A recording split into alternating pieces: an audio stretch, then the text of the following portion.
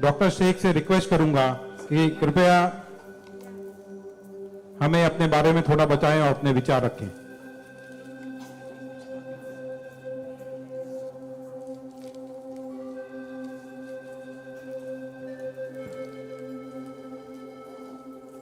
सबसे पहले तो मैं अल्लाह रब्बुल इज़्ज़त की बहुत ज़्यादा शुक्रगुजार हूँ कि उसने मुझे इतनी इज़्ज़त दी और इस मकाम तक पहुँचाया कि मैं अपनी लाइफ के जो फैक्ट्स हैं, जो जर्नी में आपके साथ शेयर कर सकूँ।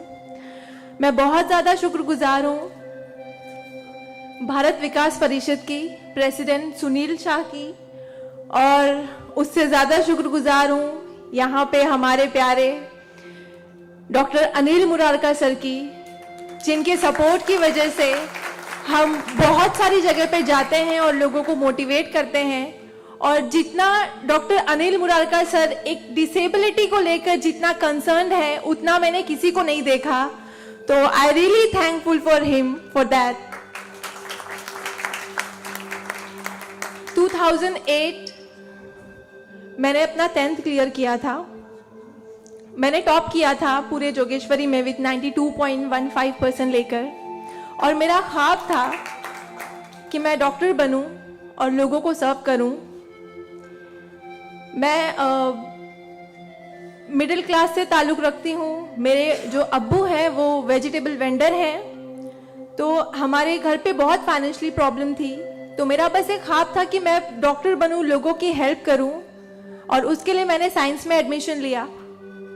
देन 11 साइंस जब मैंने एडमिशन लिया, मेरा कॉलेज बांद्रा में था और मेरा घर जोगेश्वरी में। मैं रोज़ लोकल ट्रेन से ट्रैवल करती थी Jogeshwari to Bandra. 7 October 2008 that was the day जब मैं कॉलेज से घर वापस आ रही थी। मेरे सेमेस्टर चल रहे थे उस वक्त, और सुबह 10 बजे का वक्त था। 10 बजे, आप सब लोग मुंबई से बिलोंग करते हैं, सबको पता है लोकल ट्रेन में बहुत रश आर होता है। वो ट्रेन जब अंधेरी से निकली, मैं अपनी सीट से उठी और मुझे नेक्स्ट स्टेशन मेरा जोगेश्वरी था, मुझे वहाँ उतरना था। लेकिन मेरे सीट से उठने और स्टेशन के आने तक के बीच में वो एक लम्हा था जिसमें मेरी पूरी ज़िंदगी बदल गई। मैं जब सीट से उठी, उसके नेक्स्ट मोमेंट मैंने अपने आप को ट्रेन की पटरियों के नीचे पाया, और जब मेरी आंखें खुली तो वही ट्रेन जिसमें मैं ट्रैवल कर रही थी वो मेरी आंखों के ऊपर से बहुत तेजी से गुजर रही थी।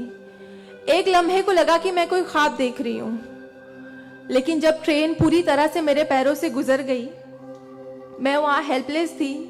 और जब बहुत दूर जाके किसी ने चेन रोकी, वो ट्रेन रुकी, और उस ट्रेन को रुकता हुआ देखकर मुझे एहसास हुआ कि मैं कोई ख्वाब नहीं देख रही हूँ, मैं सच में ट्रेन से गिर चुकी हूँ, और मैंने अपनी दोनों टांगे उस ट्रेन के पहियों के नीचे आ गई है जिसमें मैं ट्रैवल कर रही हूँ। वो पूरी 12 डब्बे की ट्रेन मेरे पहियों से गुजर गई, किसी ने चेन रोकने की हिम्मत नहीं की। और मैं जब वहाँ गिरी तो लोगों ने मुझे देखा, और 10-15 मिनट बाद काफ़ी लोग आए, मेरे आसपास खड़े हो गए। मेरे पास सेल फोन नहीं था। मैंने अपनी बैग से उस वक्त डायरी निकाली, मैंने लोगों को फरियाद की, बहुत रिक्वेस्ट की, बहुत रोया वहाँ पर कि मेरे घर पे एक फ़ोन कॉल करके बता दो कि मैं यहाँ पे हेल्पलेस पड़ी हूँ विथ हैवी ब्लीडिंग, मेरे बचने की कोई चांस नहीं है। एटलीस्ट मेरे घर वालों को पता होना चाहिए कि मैं यहाँ पे इस हालत में हूँ, मुझे लावारिस लाश बन के नहीं मरना है। बट उस वक्त मैं यही कहूँगी कि अल्लाह ताला की मसलहत थी। अल्लाह ताला उस वक्त जो मेरी तकदीर में था, किसी ने मेरी हेल्प नहीं की, और मैं वहाँ पे 30 मिनट ऑलमोस्ट मैं ट्रैक पर विथ हैवी ब्लीड, मेरे दोनों पैर ट्रेन के पहियों के नीचे आ गए थे। मैं उसी हालत में पड़ी रही और मैं कॉन्शियस थी। मैं बस लोगों के सामने रो रही थी कि मुझे कोई पानी पिला दो, कोई घर वालों को कॉल कर दो, लेकिन किसी ने हेल्प नहीं की। And after 30 minute I got railway help. Then मुझे गवर्नमेंट हॉस्पिटल लेकर जाते हैं, वहाँ पर भी कुछ ओटी स्ट्राइक होता है, मुझे फौरी ट्रीटमेंट नहीं मिलता है। एंड देन मेरा एक्सीडेंट सुबह 11 बजे होता है और मुझे 6 बजे जब मेरी फैमिली प्राइवेट हॉस्पिटल लेकर जाती है, then I got a treatment. And उसके बाद 16 साल की थी मैं जब मेरे साथ ये एक्सीडेंट हुआ। आप समझ सकते हैं 16 साल की उम्र में 1 मिनट में मेरे 2 पैर कट गए थे, मैं डिसेबल हो गई थी, मैं हेल्पलेस हो गई थी, मैं खुद से उठ नहीं पा रही थी, ना बैठ पा रही थी, ना एक तरफ से दूसरी जगह मूव हो पा रही थी।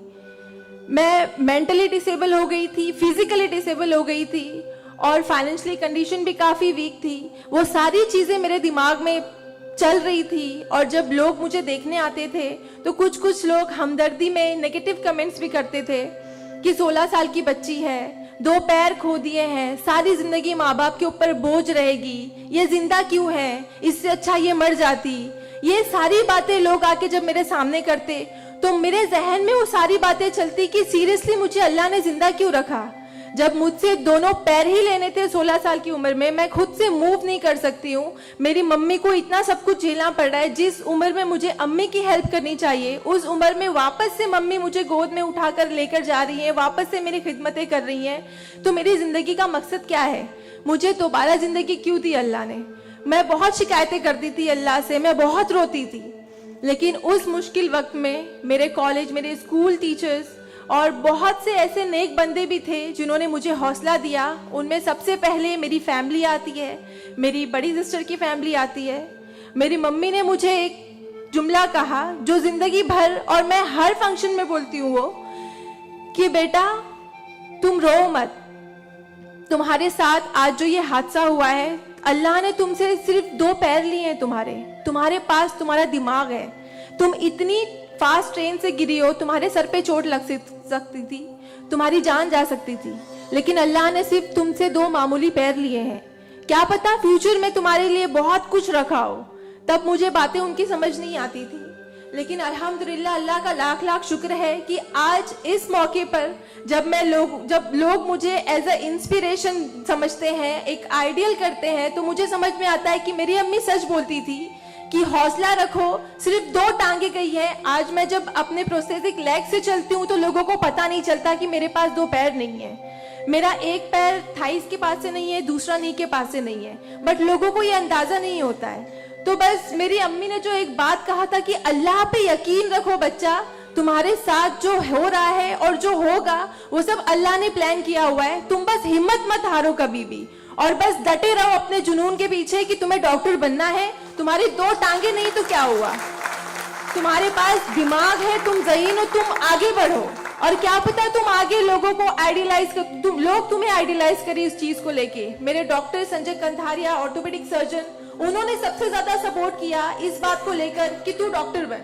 मैंने अपनी जीने की उम्मीद छोड़ दी थी, डॉक्टर बनने की उम्मीद छोड़ दी थी, लेकिन जब उन्होंने मुझे बताया कि तुम डॉक्टर बन सकती हो, तुम बनो, देन मैंने प्रिपरेशन स्टार्ट की। सीईटी कॉमन एंट्रेंस टेस्ट होता है to getting admission in medical college, मैंने वो क्रैक किया। I got 3rd rank all over Maharashtra in PH quota. And after that मुझे बहुत खुशी हुई कि मैंने 3rd रैंक क्लियर किया है। Now I got admission, I will get admission in MBBS।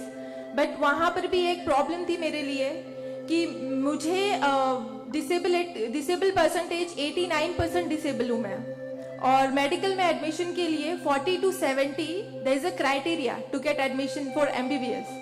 मैं मोर देन 70% डिसेबल हूँ, ये कहकर मुझे उन्होंने डिनाई किया कि आप एलिजिबल नहीं हो, आप MBBS में एडमिशन नहीं ले सकते हो, आप डॉक्टर नहीं बन सकते हो। तो उस बात को लेकर मैं बहुत डिप्रेस हो गई। देन मैंने वापस अपने डॉक्टर से हेल्प मांगी, उन्होंने मुझे एक मशवरा दिया कि आप हाई कोर्ट जाओ, बॉम्बे हाई कोर्ट। और जिस बात के लिए एक नॉर्मल स्टूडेंट को सिर्फ पढ़ाई करनी होती है, अच्छा रैंक लाना होता है, मुझे उस चीज के लिए मैंने वो किया, लेकिन उसके बाद भी मुझे बॉम्बे हाई कोर्ट जाना पड़ा। एंड मैं गई, मैंने अब हार नहीं मानी और मैं गई, बिकॉज वो मेरा हक था, मुझे डॉक्टर बनना था। और जब मैंने वापस अपनी नॉर्मल जिंदगी स्टार्ट की अपने प्रोस्थेटिक लेग से, मैंने आना जाना शुरू किया, अकेले ट्रेन ट्रैवल करना शुरू किया, देन मैंने रियलाइज किया कि मेरे अंदर कोई कमी नहीं है, मैं एक नॉर्मल लड़की हूँ, मेरे पास पैर नहीं तो क्या हुआ, मैं लोगों को सर्व कर सकती हूँ, मेरे अंदर पैशन है डॉक्टर बनने का। तो मैंने वो बस अल्लाह पे यकीन रखा और मैंने ये सोचा कि अगर अल्लाह ने मेरी किस्मत में रखा है डॉक्टर बनना तो मैं जरूर कोर्ट में फाइट करूंगी। एंड देन मैं बॉम्बे हाई कोर्ट गई इन 2011 और वहां पे मेरा केस मोहित शाह, चीफ जस्टिस मोहित शाह ने देखा, उन्होंने मुझे ऑब्जर्व किया, मेरे प्रीवियस स्टडी रिकॉर्ड्स देखे, वो सारी चीजें देख के, और उन्होंने जब मेरा पैशन देखा डॉक्टर बनने का, सर्व करने का, देन उन्होंने मेरे फेवर में फैसला दिया। एंड 2011 अल्लाह का लाख लाख शुक्र है कि मुझे इंडिया के टॉप मोस्ट कॉलेज में एडमिशन मिला, which is Seth GS medical college and KM hospital. Then 2011 में मैंने अपना एमबीबीएस में एडमिशन लिया।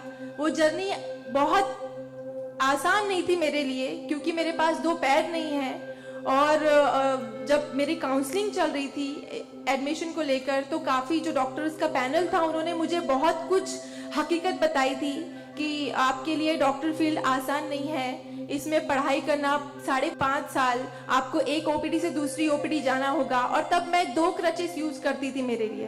तो आपके लिए बिल्कुल भी आसान नहीं है, आप हार जाओगे, 1 साल पढ़ोगे, दूसरे साल आप डिनाई कर दोगे, एडमिशन नहीं लोगे, आप गिव अप कर लोगे।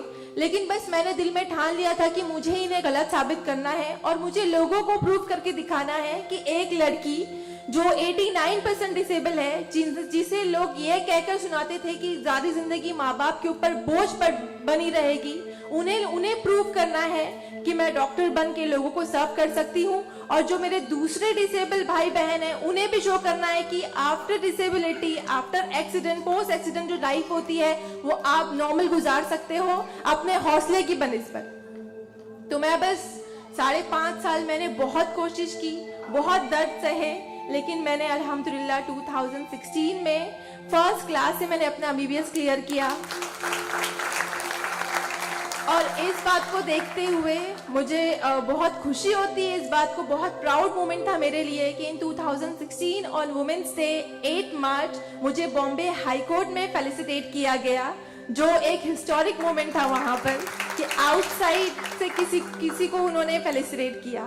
देन उसके बाद मुझे काफ़ी कॉल्स आए एज अ मोटिवेशनल स्पीकर, मुझे काफ़ी अवार्ड्स मिले, और तब मैंने सोचा कि मेरी जर्नी सिर्फ एमबीबीएस तक नहीं, मुझे लोगों को और प्रूव करना है कि 89% डिसेबल हो के अगर मैं एमबीबीएस कर सकती हूँ तो मुझे मेडिकल फील्ड की हायर डिग्री अचीव करनी है, which is MD, medicine in doctor in medicine.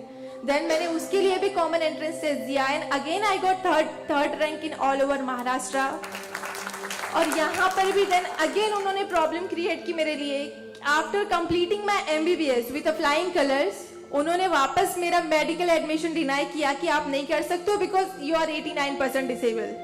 Then मुझे एक बहुत हम्बल इंसान मिले, member of parliament Kirit Somaiya sir, उन्होंने फौरन से मेरी एप्लीकेशन सेंट्रल हेल्थ मिनिस्टर के पास लेकर गए, और वहां से विद इन 2 डेज ये जो क्राइटेरिया है 40 to 70% डिसेबिलिटी का मेडिकल में एडमिशन के लिए, this is a 20 years old clause, और विद इन 2 डेज ये क्लॉज चेंज करवाया उन्होंने बिकॉज ऑफ माई एप्लीकेशन। वो क्लॉज चेंज होके बस ये है कि मिनिमम 40% क्राइटेरिया है, और मोर देन 70% जो भी डिसेबल हैगा they will get admission in medical field. तो मेरी जो जर्नी थी यहाँ तक की, और उसके बाद मैंने रिसेंटली 2019 में मैंने एमडी में एडमिशन लिया, और with same college Seth GS medical college and KM hospital, और मैं अभी रिसेंटली फर्स्ट ईयर रेसिडेंट हूँ एमडी पैथोलॉजी में। मेरी जो यहाँ तक की जर्नी है, मैंने बहुत अच्छे से तो नहीं बताया आपको, लेकिन बहुत सारी बातें मिस है इसमें बिकॉज मेरे पास टाइम नहीं है, आप लोगों को भी लेट हो रहा है। लेकिन ये सारी जो मेरी जर्नी है, ये सब बताने का मकसद यही है आप लोगों को कि जिंदगी में देखो चाहे कुछ भी प्रॉब्लम आए, बिकॉज मेरी लाइफ में मुझे लगता है कि सारी प्रॉब्लम्स थी, फाइनेंशियल प्रॉब्लम्स थी, फिजिकल प्रॉब्लम थी, मेंटल प्रॉब्लम थी, सारे ऑड्स थे मेरी लाइफ में, लेकिन मैंने बस 2 चीजें ध्यान में रखी। एक तो मेरी अम्मी की बात कि अल्लाह पर यकीन रखो, अल्लाह अपने बंदों से 70 माओं से ज्यादा प्यार करता है। एक माँ हमारी छोटे से दर्द को बर्दाश्त नहीं कर सकती, वो तो 70 माओं से ज्यादा प्यार करता है, तो हमें दर्द में कैसे रख सकता है वो?